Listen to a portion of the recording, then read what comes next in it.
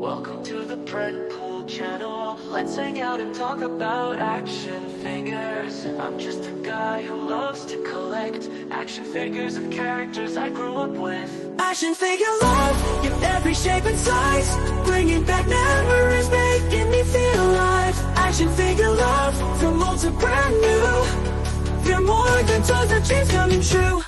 Searching for rare ones, hunting high and low. Each one tells a story, a tale to show. From superheroes to villains, they're all here. Action figures bringing joy year after year. Hey, welcome back everyone. This is Predpool. Thank you for clicking on my video. Today we're going to be doing a review. This time is a figure that I got just the other day from the filming of this video. And again, this is a figure that I had purchased through a Kickstarter, and this is from the Cyberzoic.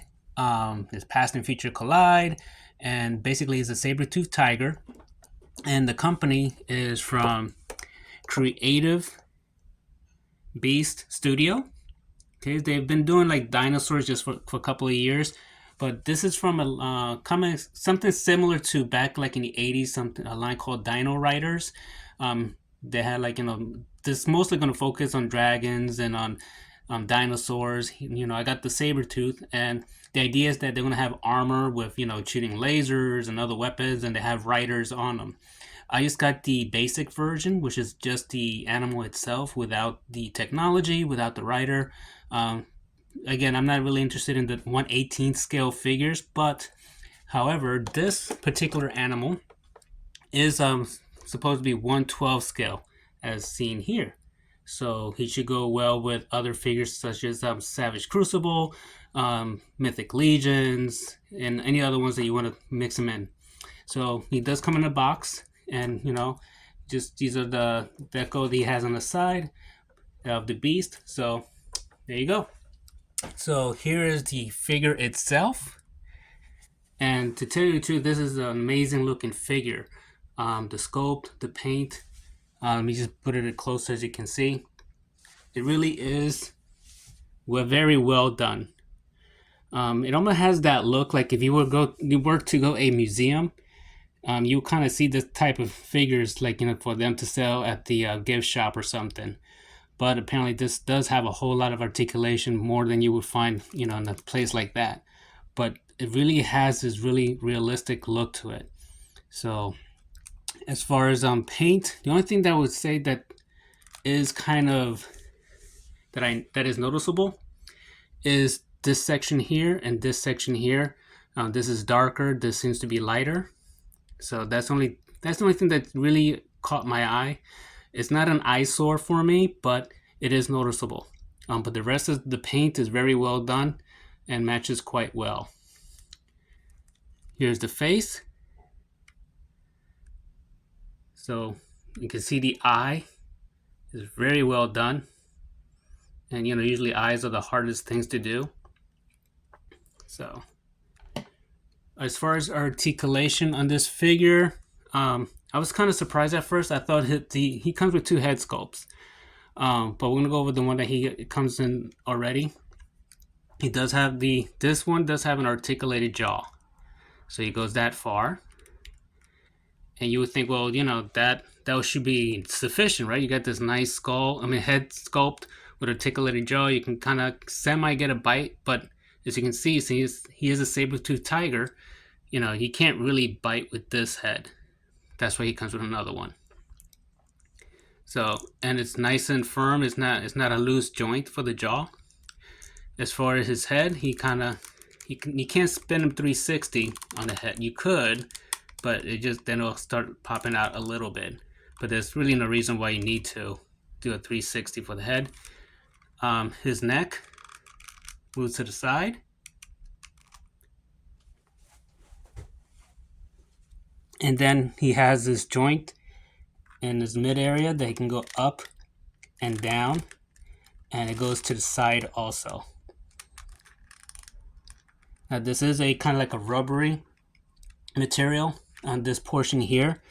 So my recommendation, if you're going to leave them posed in a shelf, don't leave them constantly on the side, because since it's rubbery, you're most likely going to warp it with time. So I would recommend just leave it like this. It's not a complaint or anything that I'm saying, but just kind of like, a proactive advice I'm trying to give, as any figure can have some kind of situation like that as far as warping if you leave them in a certain pose all the time.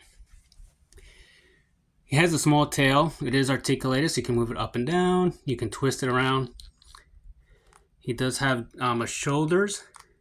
They go up, they go down, and you can spread just slightly, not a whole lot.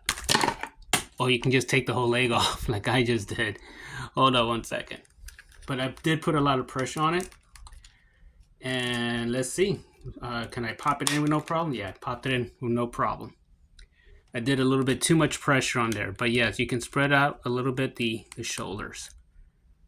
And that applies also to the back here on the back legs. So it's not a wild amount that you can. But it's enough. And I kind of like it that's that way. So that way, if by any chance his joint starts getting a little loose with time, he won't be flopping all over the place. So I'm okay with that. He doesn't have to spread all the way out. 1 second. We have some other stuff fell here. As far as articulation, for going with articulation, he does again the shoulder, and then he has kind of like what will be kind of like the elbow right here, and then he has what will be kind of like a wrist, and then what we consider like, it's the paw, but let's say for the sake of argument, this hand. Okay. He does have on these paws here, they has retracted claws. He does come with extra paws that you can interchange. All right, so let's go with the accessories. His accessories, he comes with, like kind of mentioned, he does have other paws he can change. See if I can focus. He kind of have his claws are more extended out on this one for when he's attacking. And that applies also to the paws in the back.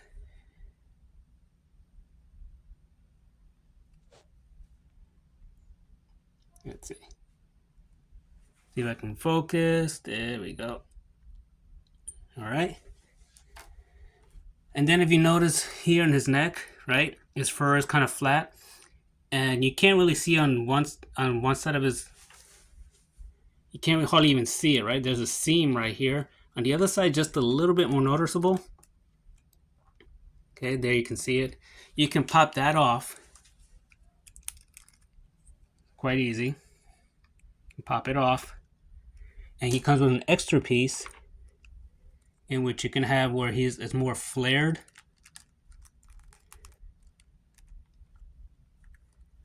See if I can get it in there.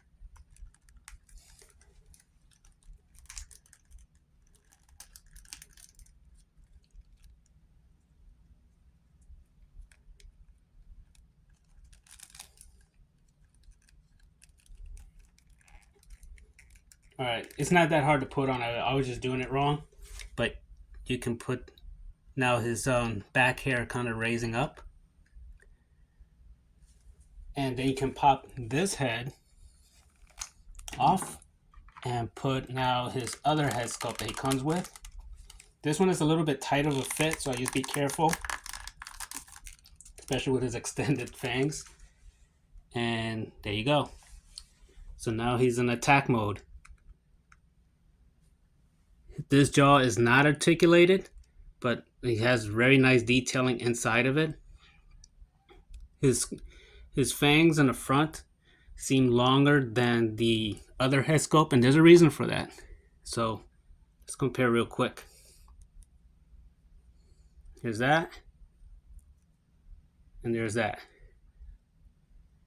Okay, so you say, well, why is it longer? Well, here he is extending his lip. If you open his jaw in this one, you will see that because it's more relaxed, his lip will overlap part of his tooth, or both of his tooth. So that is why it seems longer. So a good part is hitting on this head sculpt, and when he's attacking, now they're fully exposed. Okay, so that's the reasoning for that. So again, this is not articulated. This is, one sculpt like that. So do I like this figure? Definitely do. This is an awesome looking Sabertooth to have in your collection. I got it again when it was at Kickstarter, so it came out a little bit cheaper than perhaps we can get it on Big Bad Toy Store nowadays. I think it was running me like, if I remember correctly, about 50 or 60 around that price point. I might be wrong. It's waiting for a while now, so. All right, so let's do some quick comparisons. Start off with other animals. So here we have him. Here we have Timber from G.I. Joe. Okay. And then we have also from Hasbro this Panther that was part of the Dungeons and Dragons line. Okay.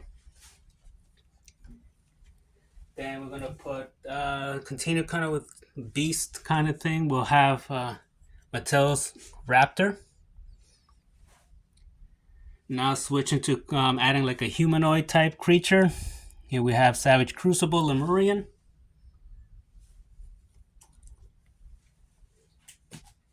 Let's go with other lines. Let's go with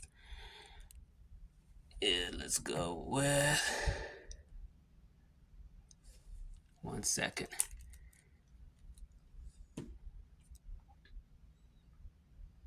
Can't believe I forgot the name of this one. But in the meantime, here's X-Ray Studio. Yeah, I can't believe I forgot the name of this other line. Forgive me for that. And last but not least, here is Mezco Conan with the unofficial Mythic Legions Conan. All right. So final thoughts. If you're able or want to or like these type of creatures, I definitely recommend this one. I don't have any QC issues with mine. Hopefully, if you decide to get one, you won't either. Again, great sculpt, great paintwork. Articulation is fine for what it is. It's not exactly the same range as far as the, say, for example, the Hasbro, but their limbs don't extend as much either. So I would say, yeah, actually they're about the same. So again, thank you for clicking on my video. Please like and subscribe. Hopefully this was helpful. If you're on the fence whether you want to purchase this figure, or perhaps you did not even know about it and now you're interested in it, hopefully this can help you decide whether you want to go ahead and get it or not. So again, thanks for clicking, and continue collecting and enjoy the hobby. Talk to you later. Bye.